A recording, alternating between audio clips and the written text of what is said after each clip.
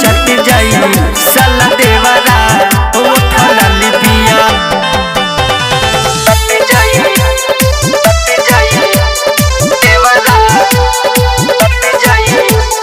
देहिया में अगिया लगता है पिया धक धक धड़कता हमर जिया।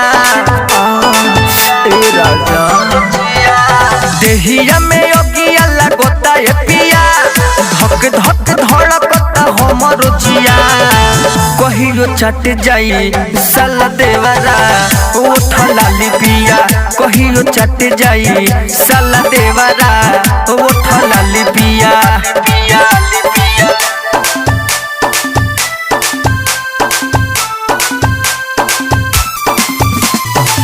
कहियो चट जाई साला देवरा ओठ लाली पिया।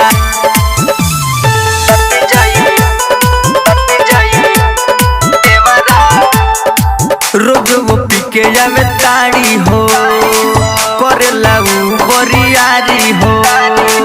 करिले हम जब माना हो खिंचला उ हमर साड़ी हो। रोज वो पी के जावे ताड़ी हो करेला खूबे बरियारी हो।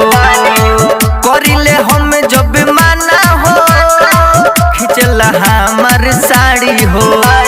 रतियों के निंदिया न आवे पिया बिलख बिलख में हर रोवतिया। कहियो चट जाई साला देवरा ओठ लाली पिया। कहियो चट जाई साला देवरा ओठ लाली पिया। खुशबू रिकॉर्डिंग स्टूडियो कहला बिशनपुरा बाजार मिक्स बाय इमाम बाबू।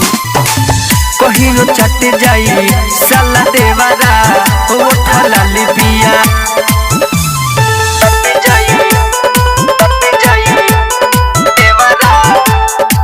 करिले के तनो माना हो लुटल चाहे खजाना हो। कोनो बहाने घरे आजा हो सुनो ये हमार राजा हो। करिले के तनो माना हो लुटल चाहे खजाना हो। कोनो बहाना घरे आजा हो सुनो ये हमार राजा हो। गुड्डू सोनी इमाम पिया तोहरे असरा में रोवतिया। कहियो चट जाई साला देवरा ओठ लाली पिया।